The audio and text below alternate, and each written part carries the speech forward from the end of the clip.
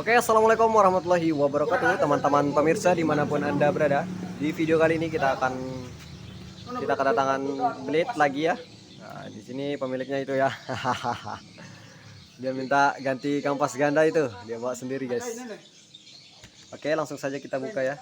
Gimana langkah-langkahnya teman-teman? Oke, langkah yang pertama kita membuka knalpotnya terlebih dahulu ya teman-teman. Untuk bautnya menggunakan kunci 12, baik yang di leheran, di tengah maupun yang di belakang, itu semuanya menggunakan kunci 12. Sini menggunakan impact pun bisa ya teman-teman, apa saja yang penting ukuran atau diameternya 12 ya, tergantung menyesuaikan dari perlengkapan di bengkel ya. Oke teman-teman, lalu untuk pedalnya kita buka ya, karena kita akan buka bagian blok koplingnya ini. Sini bautnya juga sama ya, menggunakan 12. Kita menggunakan impact saja biar cepat ya teman-teman. Lalu untuk knalpotnya, nah di sini kita buka starternya juga ya tentunya.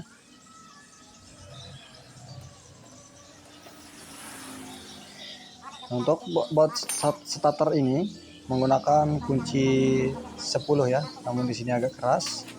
Ini kayaknya sudah salah pasang ya, atau dratnya itu sudah rusak gitu. Nah, kita congkel seperti itu ya teman-teman. Mudah sekali bukan? Selanjutnya kita siapkan untuk penadah oli ya, karena pemilik motor ini bilang olinya masih baru-baru kemarin atau baru 1 minggu dia bilang, jadi kita harus bersihkannya, kita carikan yang bersih saja. Untuk knalpotnya ini kita kasih baut 12 nya saja ya, supaya tidak kemana-mana. Nah selanjutnya kita buka untuk baut blok koplingnya. Di sini menggunakan kunci 8 ya, bisa menggunakan apa saja, bisa menggunakan T8 maupun impact ya teman-teman, seperti itu.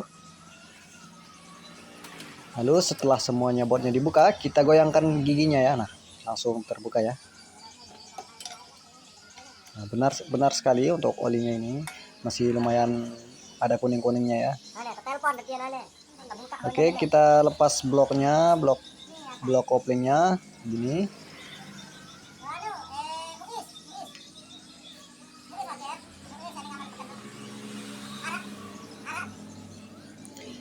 Oke, di sini saya mengambil perlengkapan dulu ya untuk kunci-kunci yang diperlukan, seperti kunci mahkota dan kunci 8T, 10T begitu ya, untuk membuka mangkok dan penutup-penutup dari ini ya, yang membutuhkan kunci T.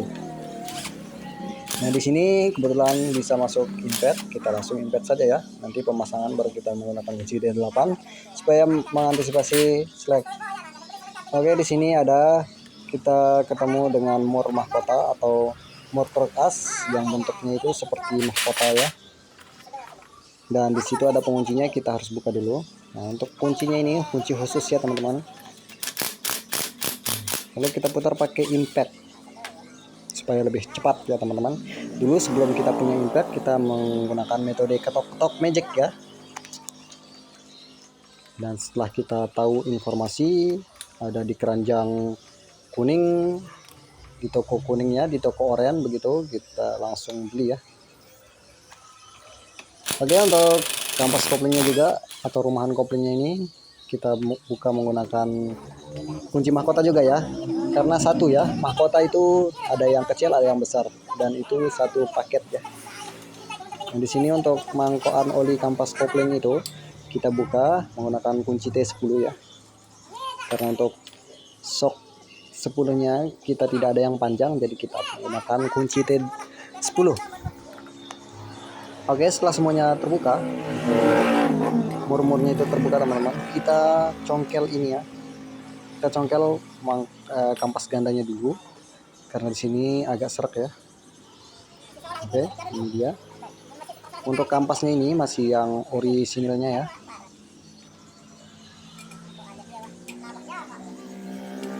Oke, setelah itu kita tarik ini untuk keduanya ya. Namun di sini agak keras ya. Kita congkel di bagian belakang gearnya ya. Hati-hati teman-teman dalam mencongkelan ini, jangan sampai terkena gear primernya ya. Karena nanti bisa menyebabkan bunyi. Nah, ini kebetulan kita akan menggantinya. Kita langsung congkel saja. Secara arogan pun bisa. Untuk ini, untuk kampas koplingnya itu sangat enteng ya, tidak keras seperti mangkok gandanya. Oke teman-teman, kita ini untuk kotorannya dulu kita bersihkan dulu ya teman-teman. Nah di sini ini dia untuk spare partnya ya, yang dibawa pemilik motor. Di sini ada merah-merahnya. Nggak tahu, katanya dia beli di Lombok, katanya di Lombok. Dengan harga itu kalau nggak salah ini 200-an lebih ya, tidak nyampe 300 ini teman-teman. Kurang tahu ya ini asli atau tidaknya. Yang pasti tentunya bukannya teman-teman. Kita lihat dari kualitas barang dan harganya pun sudah mencurigakan ya teman-teman. Namun pemilik motor sudah kadung membeli, jadi kita menerima perintah saja ya, karena pemilik motor menyuruh kita ya kita lakukan ya, dengan perjanjian sebelumnya tidak mengambil resiko garansi ya teman-teman. Karena bawa barang dibawa pemilik motor, kita tidak tahu keaslian atau keoriannya ya begitu. Oke, langsung saja kita ini proses rakit kampas koplingnya. Kita lumasi dengan oli terlebih dahulu supaya itu ya, supaya tidak terjadi slip pada awal hidup motor belum berjalan sirkulasi olinya. Di sini kita pemasangannya, kita tetap melakukan pemasangan sesuai yang SOP-nya ya. Mau baik itu barang KW ataupun barang ori, kita memasang dengan menggunakan metode ini ya. Nah selanjutnya semua kampas kopling ini sudah rapi, kita pasang untuk dudukan lakar koplingnya. Nah di sini pastikan ini teman-teman, ini ada pre ya atau space untuk kampas kopling ini sebelum memasang. Nanti kalau tidak ada space, bisa jadi nanti kampas koplingnya bengkok gitu. Oke, setelah semuanya kita rasa sudah sesuai standar SOP-nya atau SOP-nya ya teman-teman, space-nya sudah ada dan kita lakukan pelancaran. Nah selanjutnya kita pemasangan ke mesinnya ya. Oke, untuk pemasangan ini secara bersamaannya. Nah jangan lupa ini untuk bushingnya teman-teman, jangan lupa ya. Oke, secara bersamaan kita pasang teman-teman seperti di video ini. Nah ini tidak bisa masuk ya untuk kampas koplingnya, lalu kita pasang engkol, untuk kita engkol seperti itu biar dia menyesuaikan dari as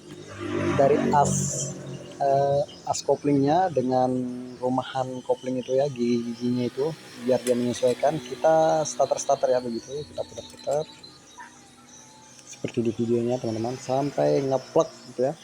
Jangan dipaksa menggunakan palu ya, boleh digetok tetapi getokannya itu wajar ya. Nah sudah masuk ini teman-teman, kita lakukan pengetopan di bagian belakang di gear ini.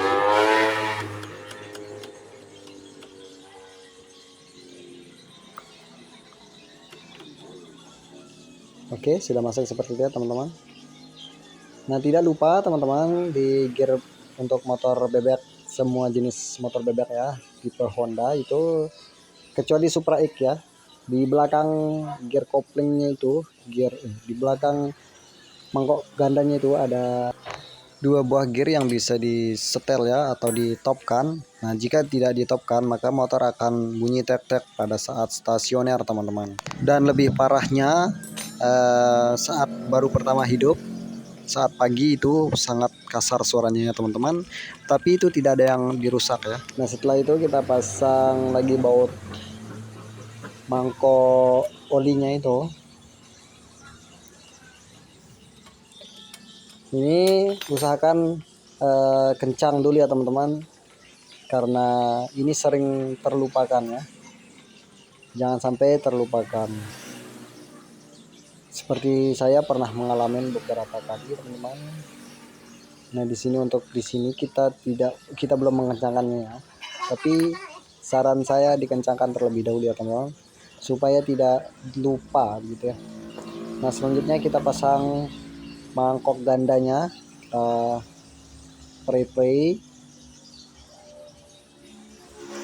Kita pasang murnya sesuai standarnya ya, sesuai yang kita temukan tadi, karena motor ini jarang dibuka ya teman-teman, tidak pernah dibuka begitu.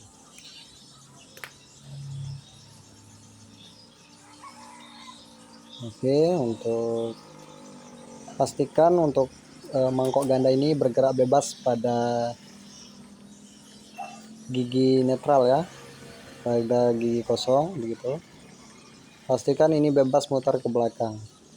Jika mangkok ganda ini tidak bebas, apa yang akan terjadi? Motor akan primer ya teman-teman. Oke, selanjutnya semua dirasa sudah sip, lalu kita kunci murnya kembali ya, seperti awal kita buka. Di sini kita menggunakan impact lagi, dan cukup 3 kali cekok saja ya, atau 2 kali bisa lebih, tergantung kekuatan impact ya. Di sini kita sudah mengencangkan lagi untuk memeriksa yang belum ya, karena ini mesin, supaya tidak buka 2 kali teman-teman. Nah begini caranya untuk memperkencang baut kampas kopling atau baut pirnya itu ya. Kita ganjal pakai lap seperti itu.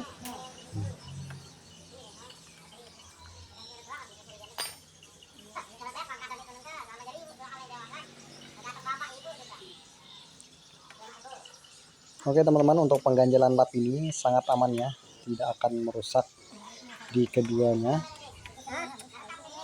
gearnya ini ya teman-teman.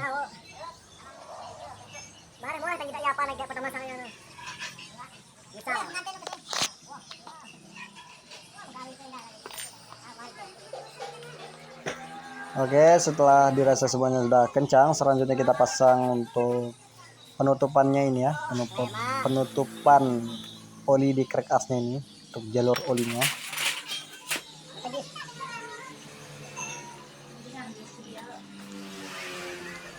Oke, di sini untuk pengencangannya seperti ini teman-teman. Kita lihat tutorial yang lewat di Facebook maupun di YouTube teman-teman, caranya begini ya. Ternyata ini benar sekali ya teman-teman. Ini worth it ya. Cara ini bisa dilakukan teman-teman. Ini sangat aman ya, tidak merusak komponen-komponen yang lain. Dan cara ini lebih akurat ya, tidak membuat slack. Kita bisa mengatur kekencangan. Oke teman-teman, semuanya sudah sip. Lalu kita pasang lakernya lagi. Nah di sini saya meriksa lagi ya, supaya tidak terlupakan lagi. Selanjutnya kita pasang laker ini ya teman-teman, laker kampas kopling, penekan kampas kopling.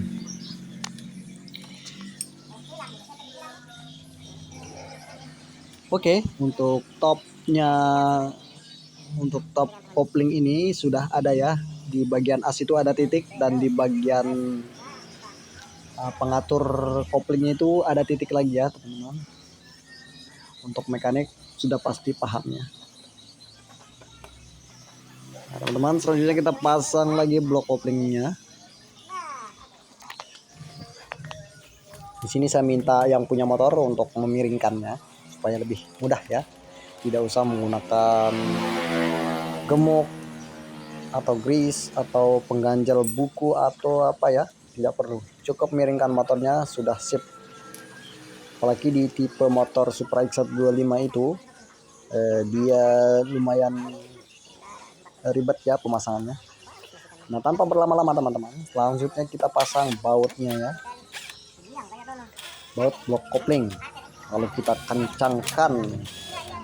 Nah, di sini teman-teman jangan salah ya, saya mengkencangkan ini tidak mengkencangkan ya, saya memasukkan baut ini tidak langsung mengkencangkan. Saya nunggu bautnya, saya cuma masukkan bautnya mentok ke blok kopling, nanti kita akan kencangkan menggunakan T ya, kunci T, karena ini jauh lebih aman saat pemasangan. Oke teman-teman, begitu saja tutorial dari KDD Motor, semoga bermanfaat. Wassalamualaikum warahmatullahi wabarakatuh.